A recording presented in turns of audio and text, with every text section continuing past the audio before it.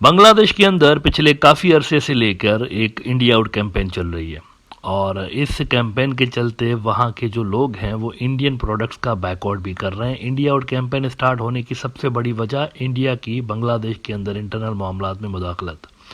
Now इस campaign के जो क्रिटिक्स हैं वो एक बात पे हैरान इस बात पे हैं कि दिन ब दिन ये कैंपेन तेज़ होती जा रही है और इसमें ज़्यादा से ज़्यादा लोग ऐड हो रहे हैं, आ रहे हैं यहाँ पे, और वो इंडियन प्रोडक्ट्स का बैकआउट भी कर रहे हैं। लेकिन बहुत सारे जो क्रिटिक्स हैं, बहुत सारी इंडियन लॉबीज़ जो है बांग्लादेश के अंदर, वो ये समझ रहे हैं कि यार ये अवामी लीग की जो सरकार है उनसे जितना हम एक्सपेक्ट कर रहे थे वो उतना ज़्यादा इस कैंपेन के अगेंस्ट एक्शन नहीं ले रहे। तो इसकी क्या वजह हो सकती है? अब इस पे देखें, मुख्तलिफ जो माहिरीन हैं उनके मुख्तलिफ ख़यालात हैं। एक बड़ा विचार इस हवाले से बहुत सारे माहिरीन का ये सामने आ रहा है कि केयरफुली अगर आप देखें तो इंडिया आउट कैंपेन जो है ना, back out Indian products campaign, India out नहीं, बैकआउट इंडियन प्रोडक्ट्स कैंपेन, ये वाला जो हिस्सा है, फाइनेंशियल हिस्सा, जो इकोनॉमिक हिस्सा जो इस कैंपेन का है, उसके अंदर अवामी लीग का एक बहुत बड़ा फ़ायदा है। अगर उनके एक्सपर्ट्स देखें तो इस कैंपेन के अंदर उनका खुद का एक बहुत बड़ा फ़ायदा है। अगर वो इस फ़ायदे को अवेल करना चाहें तो कौन सा फ़ायदा है? वो आजकल जूझ रहे हैं डॉलर के मसाइल से, यानी उनके पास डॉलर आ कम रहे हैं और उनके हाथ से डॉलर जा ज़्यादा रहे हैं। उनकी एक्सपोर्ट जो है वो कम है अगेंस्ट इंपोर्ट। तो इस इंपोर्ट और एक्सपोर्ट का जो गैप है, जिसको ट्रेड गैप कहते हैं, इसको मीट करने के लिए बैकवर्ड इंडियन प्रोडक्ट्स कैंपेन असल में हेल्पफुल हो सकती है। वो यूं कि ये जितने भी इंडियन प्रोडक्ट्स हैं बेसिकली ये डॉलर्स देकर तो खरीदे जाते हैं ना, यानी बांग्लादेशी ट्रेडर्स जब इंपोर्ट करते हैं इंडिया से तो डॉलर देते हैं इंडिया को। तो जब ये डॉलर देकर खरीद रहे होते हैं तो बैकवर्ड जब होगा इससे इन प्रोडक्ट्स का, और इसके बदले में अगर made in Bangladesh products start होंगी तो एज अ रिजल्ट जो इंपोर्ट का बिल है वो कम होगा, और इंपोर्ट बिल कम होने के नतीजे में डॉलर की जो डिमांड है वो कम होगी। तो फ़ायदा किसका होगा? अवामी लीग की सरकार का। देखें, इसको देखने का एक नज़रिया ये भी है, अवामी लीग की सरकार का अपना भी फ़ायदा है इसके अंदर। अगर वो केयरफुल इसके अंदर देखें ना तो बांग्लादेशी पब्लिक के फ़ायदे में उनका फ़ायदा भी है। तो क्रिटिक्स जो हैं, इंडिया आउट कैंपेन के क्रिटिक्स जो हैं, जो कि इंडिया के करीब हैं, वो ये भी थ्योरी फ्लोट कर रहे हैं कि अवामी लीग वाले भी कहीं ना कहीं पे थोड़ा बहुत खुश हैं इससे कि ये अच्छा है, हमारे लिए मसाइल कम होंगे डॉलर के। वेदर इसमें सच्चाई है या नहीं है ये तो हमें देखना पड़ेगा, क्योंकि ऑफिशियल स्टेटमेंट्स तो नहीं है। ये सारी की सारी जो मैं आपको बता रहा हूँ ये सिर्फ क्यास आ रही हैं, थ्योरीज हैं सिर्फ।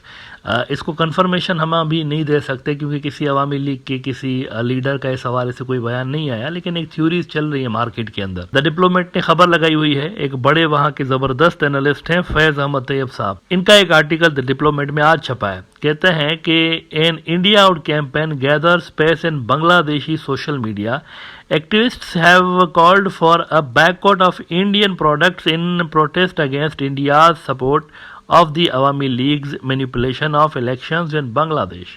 अब इसमें जहां उन्होंने बहुत सारी चीज़ें कही हैं इंपॉर्टेंट, वहां पर ये जो इसका हिस्सा है ना वो बड़ा काबिल गौर है। कहते हैं surprisingly the government doesn't appear overly concerned about this campaign. बड़ी बात है वैसे, मतलब अवामी लीग की सरकार कुछ ज़्यादा चिंतित नज़र नहीं आती इस पे। सम speculate that this indifference could stem from perceived benefits such as reducing imports and saving foreign currency which could be advantageous amid the ongoing economic crisis। अब ये देखें, सोचने वाली बात है कि इंडिया आउट कैंपेन जो है उसके अंदर अवामी लीग का खुद का भी एक तरह से बहुत बड़ा बेनिफिट है। अच्छा, एक और बड़ी इंटरेस्टिंग चीज़ इन्होंने इस आर्टिकल के अंदर लिखी है। कहते हैं कि instead of directly calling for an India out campaign, Bangladeshi activists should create bridges among civil society organisations, reach out to academia and research institutions and engage them in dialogue.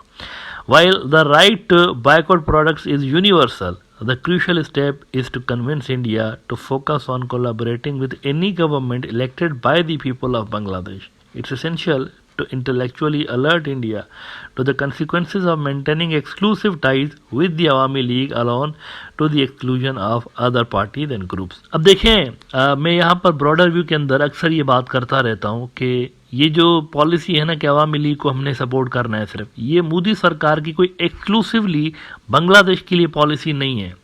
हमें ये पैटर्न असल में इंडिया का जो मुख्तलिफ मुल्कों के साथ उनके जो टाइज रहे हैं, तकरीबन हर मुल्क के अंदर हमें ये चीज़ नज़र आती है।